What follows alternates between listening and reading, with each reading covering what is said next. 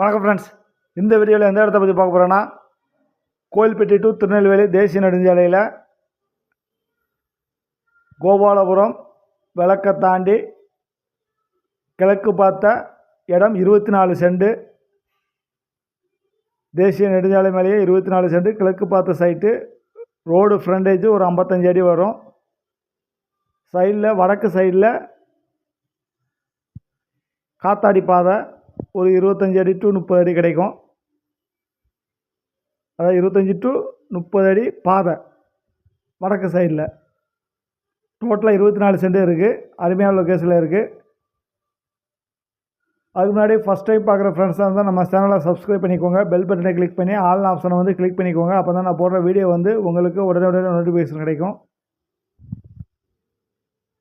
இந்த இடம் கோயில்பேட்டிலேருந்து ஒரு 7 கிலோமீட்டர் தூரத்தில் கோபாலபுரம்